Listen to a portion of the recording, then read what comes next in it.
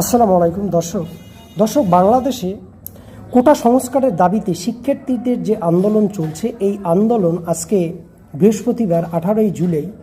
আপনারা জানেন গতকাল শেখ হাসিনা জাতির উদ্দেশ্যে ভাষণ দিয়েছিলেন। তার ভাষণের পর তিনি এবং তার দল, তার প্রশাসন হয়তো ভেবেছিল যে আন্দোলন স্তিমিত হবে, কিন্তু না, আন্দোলন তো স্তিমিত হয়নি, বরং আন্দোলনের যে তীব্রতা সেটা কিন্তু আরও ভয়াবহ আকার ধারণ করেছে এবং আন্দোলনরত শিক্ষার্থীদেরকে আরও দমন পীড়নের জন্য পুলিশ এবং তার ছাত্রলীগ তারা কিন্তু সর্বোচ্চ চেষ্টা করেছে এবং বিভিন্ন জায়গায় বল প্রয়োগ করেছে এবং আজকেও কয়েকজনের প্রাণহানির মতো ঘটনা ঘটেছে এবং অনেক ছাত্রছাত্রী তারা গুরুতরভাবে অসুস্থ হয়ে বিভিন্ন হসপিটালে চিকিৎসাধীন।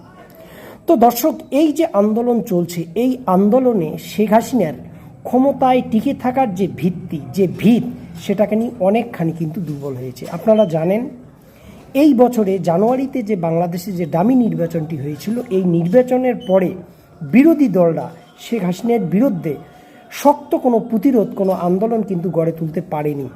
কিন্তু এই ছাত্ররা যে আন্দোলন তৈরি করেছে, এই আন্দোলন এখন কিন্তু সর্বস্তরের মানুষ এই আন্দোলনের সঙ্গে যুক্ত হচ্ছে। আগে যখন শিক্ষার্থীরা এই আন্দোলন করত, এখন যেহেতু শিক্ষার্থীরা আক্রান্ত হচ্ছে পুলিশ এবং ছাত্রলীগের দ্বারা, ফলে যারা অভিভাবক তারাও কিন্তু পথে নামছে। ফলে এই আন্দোলন আগামীর দিকে কোন মোড় নেয় এটা বলা মুশকিল।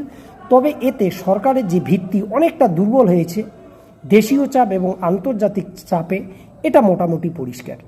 আপনারা জানেন বাংলাদেশের আইনমন্ত্রী আনিসুল হক তিনি কিন্তু এখন বলছেন যে যে কোনো মুহূর্তে আন্দোলনকারীরা যদি আলোচনায় বসতে চায় এবং আলোচনায় বসার আহ্বানও সরকার জানাচ্ছে, যে কোনো মুহূর্তে তারা আলোচনায় আন্দোলনকারীদের সঙ্গে বসতে রাজি। এবং সরকার যে আপিল বিভাগে এই কোটার রায় নিয়ে আবেদন করেছে সেটা শুনানি যাতে এগিয়ে আনা যায়, সম্ভবত এটা রোববারে করার কথা তিনি বলছেন। তো এই যে সরকারের তৎপরতা, আগেকার দিনে আমরা এই সরকারকে কিন্তু এতটা দুর্বল হতে দেখিনি, বরং সবসময় তারা এই ধরনের আন্দোলনকে বল প্রয়োগ করে দমানোর চেষ্টা করত। কিন্তু এখন কিন্তু সম্ভবত সরকার ওই পথে আর হাঁটছে না। তার অনেকগুলো কারণ আছে। এই আন্দোলনের সঙ্গে বাংলাদেশের জনগণ যেভাবে সম্পৃক্ত হচ্ছে, এটা যেভাবে বাংলাদেশের সমস্ত স্তরের জনগণের আন্দোলনে পরিণত হচ্ছে, এটাকে সম্ভবত এই সরকার আর আটকাতে পারবে না এবং সরকার চাইছে যে কোনোভাবে একটা মধ্যপন্থা অবলম্বন করে এই আন্দোলনকে থেমে দিয়ে তার সরকার ব্যবস্থাটাকে টিকিয়ে রাখা। যদিও সরকার বলছে যে এই আন্দোলনের পিছনে জামাতে ইসলামী এবং বিএনপির নেতৃত্বের যোগ আছে, তারা উস্কে দিচ্ছে, তারপরেও কিন্তু এই আন্দোলন কিন্তু ব্যাপক থেকে ব্যাপকতর আকার ধারণ করছে। তো সরকারের ভিত্তি কেন নড়ল, এই নিয়ে গুরুত্বপূর্ণ কয়েকটি আলোচনা করব। আপনারা জানেন পুলিশের যে মনোবল সেখানেও কিন্তু চির ধরেছে। পুলিশের মনোবলে কেন চির ধরলো, এটার অনেক কারণ আছে। কারণ এতদিন পুলিশ যত অপরাধী করতো না কেন, সরকারের পক্ষ থেকে তাদের প্রতি কোনো ব্যবস্থা নেওয়া হতো না, বরং সরকার তাদেরকে উস্কে দিত এবং তাদের পুরস্কার স্বরূপ তাদেরকে অবৈধভাবে অর্থ উপার্জন, ঘুষ এগুলো নেওয়ার কিন্তু সার্টিফিকেট সরকার দিত। কিন্তু এখন যেহেতু পরিস্থিতিটা অন্যরকম, এটার অনেক কারণ আছে। পুলিশ আর সরকারের কথা মতো কাজ করতে চাইছে না, যদিও অতি উৎসাহী কিছু পুলিশ এখনও করতে চাইছে, তবে আগের মতো যে একটা স্বতঃস্ফূর্ত ভাব যে সরকারের পক্ষে যা ইচ্ছে তারা তাই করবে, সেটা কিন্তু এখন তারা করতে পারছে না। এটা পুলিশকে দেখে বোঝা যাচ্ছে এবং এই আন্দোলনে পুলিশের বিভিন্ন পদক্ষেপ থেকেই কিন্তু মোটামুটি এটা পরিষ্কার। তো কি পদক্ষেপ সেটা নিয়ে একটু আলোচনা করি। দর্শক, আক্রমণ না করার শর্তে বরিশাল বিশ্ববিদ্যালয় ক্যাম্পাস ছেড়েছে পুলিশ বিজিবি। দেখুন, আন্দোলনের তীব্রতার মুখে পুলিশ কিন্তু এখানে বল প্রয়োগ করার কোনো আর সুযোগ পায়নি বা বল প্রয়োগ করার চেষ্টা করেনি, কারণ তারা বুঝতে পারছে যে পরিস্থিতিটা আগামী দিনে কোন দিকে যেতে পারে। এটা একটা বিষয়। আরেকটি ঘটনা, সেটা হচ্ছে বাড্ডায় পুলিশকে উদ্ধারে এলো হেলিকপ্টার।